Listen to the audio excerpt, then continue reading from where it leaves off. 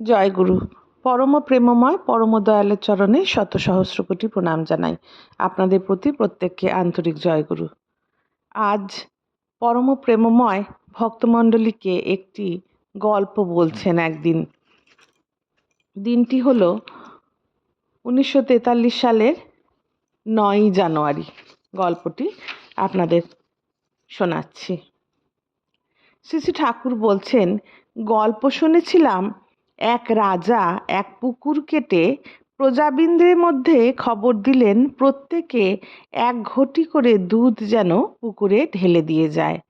রাজা তো নিশ্চিন্ত, এক ঘটি করে দুধ দিতে তো কারুর কোনো কষ্ট হবে না, অথচ সহজেই একটা দুধের পুকুর হয়ে যাবে। একটি অভিনব ব্যাপার হবে। কত দেশ দেশান্তর থেকে লোকে দুধের পুকুর দেখতে আসবে। কল্পনা করে রাজার মনে ভারী ফুর্তি। এদিকে প্রজাদের মধ্যে সবাই জনে জনে ভাবল, সবাই তো দুধ দিয়ে যাবে, আমি যদি রাতের অন্ধকারে তার মধ্যে এক ঘটি জল ঢেলে রাখি, কে আর ঠিক পাবে? যেমন ভাবা তেমনি করা। রাজা তো মহা আনন্দে আছেন। প্রজাপুঞ্জের সহযোগিতায় তার রাজ্যে দুধ সরোবরের সৃষ্টি হচ্ছে। শেষটা সরেজমিনে গিয়ে দেখেন, সেই পুষ্করিণীতে দুধ নেই এক ফোঁটাও, কেবল জল আর জল। মনের ক্ষোভে ফিরে এলেন রাজা। আপনারাও যদি তেমনি 10 জনের দোহাই দিয়ে ব্যক্তিগত দায়িত্ব এড়িয়ে যান। শ্রী শ্রী ঠাকুর বলছেন, এই যে গল্পটা শোনালেন তারপরেই বলছেন, আপনারাও যদি তেমনি 10 জনের দোহাই দিয়ে ব্যক্তিগত দায়িত্ব এড়িয়ে যান, আমার ইচ্ছা ও পরিকল্পনাগুলো দশাও হবে অমন্তর। তবে কেউ যদি আমার জন্য কিছু করেছে দেখেন এবং সে করা যদি ত্রুটিপূর্ণ হয়, তবুও তার সমালোচনা না করে তার সাহায্য যতখানি করতে পারেন তাই করতেই চেষ্টা করবেন। বিরূপ সমালোচনা করা মানেই কতগুলি লোককে বিরূপ করে রাখা। আপনি কোনো কাজ করতে গেলেও তারা তখন কেবল বিরুদ্ধতাই করতে থাকবে, সহৃদয়তার সঙ্গে সাহায্য আর করবে না। পরস্পরের মধ্যে এই যদি চলে, তাহলে কেউই কি দাঁড়াতে পারে? ঘুঁটে পুড়বে, গোবর হাসবে। তার মানে ঘুঁটেকে উপহাস করে গোবর নিজেকেই হাস্যাস্পদ করার ব্যবস্থা করে রাখবে। আর এ চলবে এন্ডলেসলি, অন্তহীনভাবে এই চলবে। মানুষের কাজে ত্রুটি বিচ্যুতি ইচ্ছাকৃতও হয়, অনিচ্ছাকৃতও হয়। কে কি করছে না সেই জন্য তাকে অনুযোগ না করে যতটুকু করছে তার জন্যই ধন্যবাদ দিয়ে তার সঙ্গে হৃদ্যতা ও সহযোগিতা করে তার করাটা যাতে সুসম্পূর্ণ হয় সেই চেষ্টা করা ভালো। আমরা সাধারণত মানুষরা অন্যের দোষ দেখি, কে কোন জিনিসটা করতে পারলো না সেইটা নিয়ে আলোচনা করি, সেইটা নিয়ে সমালোচনা করি। শ্রী শ্রী ঠাকুর কি সুন্দর বললেন, কে কি করছে না তার জন্য তাকে অনুযোগ না করে যতটুকু করছে তার জন্য ধন্যবাদ দিয়ে তার সঙ্গে হৃদ্যতা ও সহযোগিতা করে তার করাটা যাতে সুসম্পূর্ণ হয় সে চেষ্টা করা ভালো।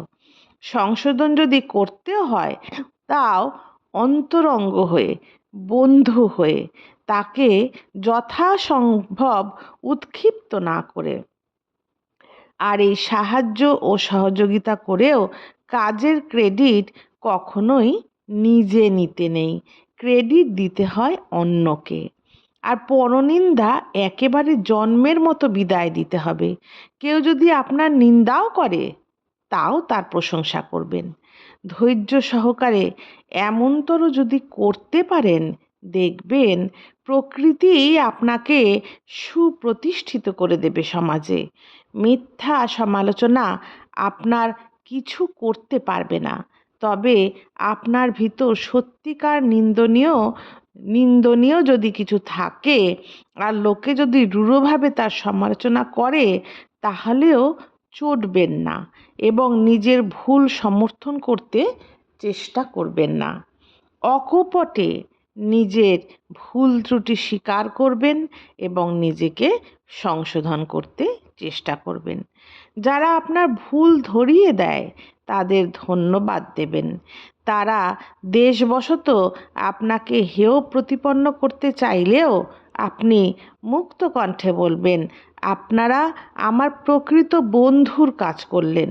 ভুল ত্রুটি ধরিয়ে দেওয়াই তো বন্ধুর কাজ। আর আনফর্চুনেটলি কখনো আনফর্চুনেটলি নয়, আর আনপ্রফিটেবলি, বিনা লাভে কখনোই রাগ করতে যাবেন না। তবে রাগ করবেন না কেন, বলগা হাতে রেখে খুব করবেন, তবে দেখবেন সেটা যেন আপনার ইষ্টের ইন্টারেস্টকে এনহ্যান্স করে, আরও এগিয়ে দেয়। এই সামান্য টুকটাক ঠিক করে চলতে পারলেই দেখবেন পরিবেশ যতই প্রতিকূল হোক না কেন আপনার ক্ষতি কিছু করতে পারবে না, বরং এই প্রতিকূলতা পাড়ি দিয়ে চলতে গিয়ে আপনি কতখানি বেড়ে উঠবেন। যতীনদা বললেন, যাদের কাছ থেকে ভালো ব্যবহার আশা করি তাদের কাছ থেকে খারাপ ব্যবহার পেলে মনটা খিচড়ে যায়, তখন মেজাজ ঠিক রাখতে পারি না। শ্রী ঠাকুর বললেন, আপনি যেমনতর ব্যবহার আশা করেন মানুষের কাছ থেকে, আপনার কাছ থেকে প্রত্যেকে যেন তেমনতর ব্যবহার পায়। এই বিষয়ে কিছুতেই যেন ভুল না হয়। আর অন্যের কাছ থেকে দুর্ব্যবহার পাওয়ার জন্য সর্বদাই নিজেকে প্রস্তুত রাখবেন। শুধু দুর্ব্যবহারের জন্য প্রস্তুত থাকা নয়, দুর্ব্যবহার পাওয়া সত্ত্বেও মানুষের সঙ্গে সদ্ব্যবহার করতে বদ্ধপরিকর হতে হবে। দুর্ব্যবহারের প্রত্যুত্তরে দুর্ব্যবহার করতে গেলে অভ্যাস খারাপ হয়ে যাবে। তবে সবার কাছ থেকে দুর্ব্যবহারের জন্য প্রস্তুত থাকা মানে এ নয় যে সবাইকে খারাপ বলে ধরে নিতে হবে। আপনার যেমন মেজাজ বিগড়ে যায়, অন্যেরও চাপের মধ্যে পড়ে মেজাজ যে কোনো সময় বিগড়তে পারে, এটা ধরেই নিতে হবে। তাই বলে লোকটা যে খারাপ তা কিন্তু নয়। মানুষের কাছ থেকে খারাপের জন্য প্রস্তুত থাকবেন বলে তার প্রতি শ্রদ্ধা হারাবেন না কিন্তু, তাহলে কিন্তু নিজেই ক্ষতিগ্রস্ত হবেন। দোষ গুণ মিশিয়ে গোটা মানুষটাকে সহানুভূতির সঙ্গে বিচার করলে দেখবেন বেশিরভাগ মানুষই মোটের ওপর ভালো। কি সুন্দর কনক্লুশন দিলেন শ্রী ঠাকুর। দোষ গুণ আমাদের প্রত্যেকের মধ্যেই দোষ গুণ আছে, সেই দোষ গুণ মিশিয়ে গোটা মানুষকে সহানুভূতির সঙ্গে বিচার করলে দেখবেন বেশিরভাগ মানুষই মোটের ওপর ভালো। প্রকৃত খারাপ তারা, নানা সদ্গুণ সত্ত্বেও যারা ধর্ম, ইষ্ট ও সত্তা সম্বর্ধনী কৃষ্টি ও ঐতিহ্যের বিরোধী। আচরণে সবাই সব কিছু একদিনে ফুটিয়ে তুলতে পারে না। সাধারণ মানুষের ভুল ত্রুটি থাকেই, কিন্তু যথাস্থানে নতি ও স্বীকৃতি না থাকলে সেইটিই সন্দেহযোগ্য। আজ এতখানি থাক। জয় গুরু। বন্দে পুরুষোত্তম।